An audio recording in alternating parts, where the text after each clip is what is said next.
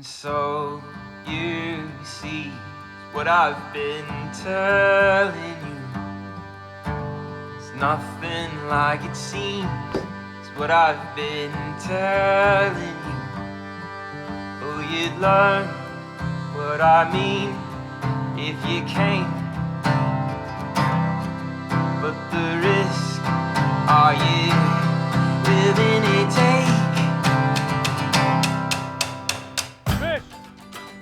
Oh, got him. Oh, got him. Nice. Look at him go. Got him.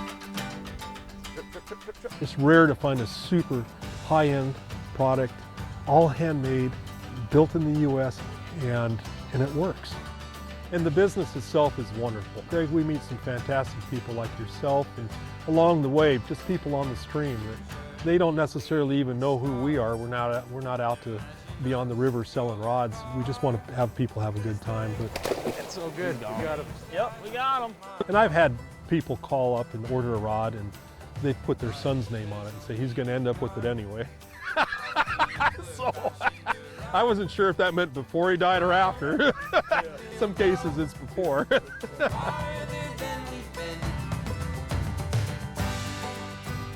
I'm using this hot iron to warm up the epoxy basically a little bit and stick it on the mandrel.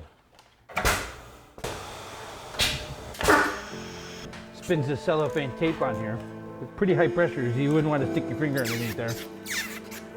And this basically holds it all together and also drives all the air out of it. We build with a different philosophy. We don't do the lightest possible kind of construction. They're fragile. I'm not out to build eggshells here. I need something that's going to hold up. Is that 11.5? Perfect. This is Californian Buckeye, the blonde variety. Rods break, you hit trees, you hit rocks, you think you're going to pull that stump out of the river because your fly's stuck. It's not going to pull out. So stuff breaks, but I want to build it with some integrity. You know, I had a good design background from working through Loomis, worked with Lefty Cray some, Russ Peak some. I mean, Russ was more responsible for the modern fly rod than anybody. And I worked with him for a number of years through Loomis.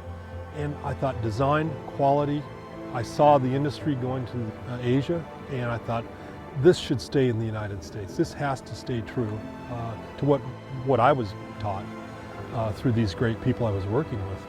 If I can keep the profile down, but thicken the wall, I have endurance, and that thick wall acts as a storage capacitor for that energy that's being built into the rod. So as you're flexing it, you feel the rod more. The rod bends more, which helps cushion the fish, helps cushion the tippet material. It does all those things, but most importantly, it throws the line at high line speed, but you still have a rod that feels well. And that's pretty much the design philosophy. Besides materials, mandrels, tapers, all that. Drag it across his nose. Yeah. These inlays will change. So this rod right here is a 5/125/4 vintage, which means it'll take a 5-layer inlay on the butt and the foregrip. When you're drilling out each cork and gluing each one on, you're ensuring a really good bond between that cork and the blank. I've had other very expensive rods come to the shop that weren't built by us. And the guy says, something wrong with the rod, it has a creak in the handle. And I literally took the handle and I busted it right in two. And the guy was real happy with me. It was gonna happen to him anyway. And I said, this is why we glue one cork on at a time, and it's true. The nice thing about this is you can call me up on the phone and say, Kerry, make the grip a little larger, make it a little smaller, make it a little longer, make it a little shorter. And I can actually custom shape these and build the handle and custom shape it to what you want, not what I think or what a template is, but actually custom fit it for what you're asking for. And that's what makes our company so unique in this regard. And the handles. Our handles are, I guess I can say this with some pride, that they've been copied quite a bit by some of the other companies. And if you look at the shape, the thumb will be resting in here, the palm of the hand where you got a hole will be in here, and then at the heel of the hand, or where the wrist is, it'll slowly kind of contour in there. So you get a really good contact with the rod. I think it's absolutely vital for casting, landing fish, all that. It just feels good. A neurosurgeon calls up and orders a rod. And he says, I want the grip pretty big. And I was saying, well, you got to tell me something specific on big, you know, that's relative. So he Xeroxes his hand. His hand barely fit on a piece of paper. And my wife says, I'm glad he's not operating on my brain.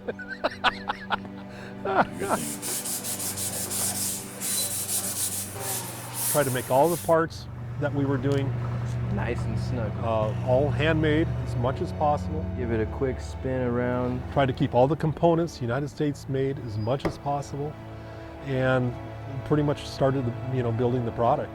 My name is Cody Burkheimer. So I make all the wooden wheel seats.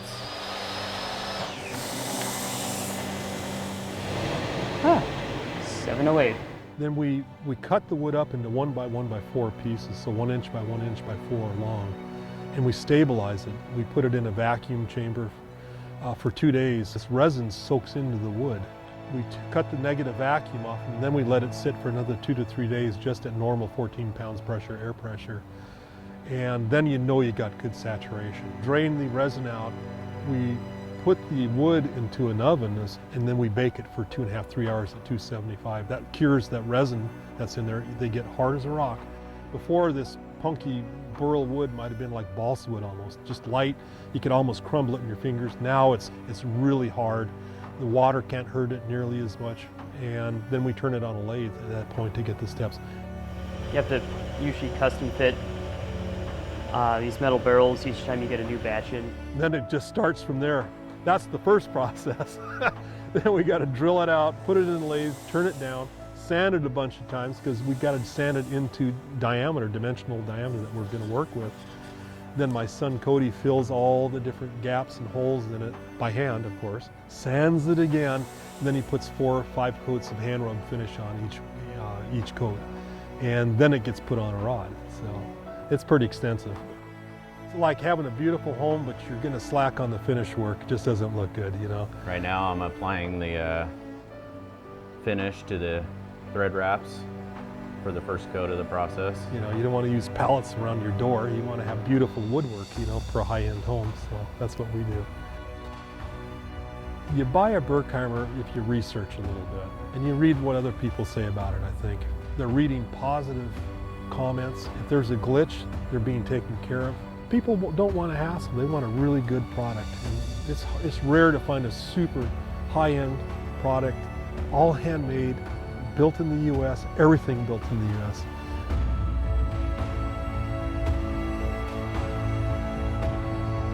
"5:15 in the morning, a phone rings. And it's a customer. It's Jack Hemingway. And he calls up from Ketchum, Sun Valley, and says, I need a couple rods, but I need them pretty quick. I'm saying, well, Jack, I got to think about it. I got a job interview. And he says, just give it some serious thought. I want these rods. I need them in like 2 weeks. We were drying rods in the living room over chairs with forks to hold the rod. He wanted 15-foot 10 weights, 3-piece, and that's what we were building for him. And that's what started the whole thing. It really did. We never stopped since. It's not stopped since.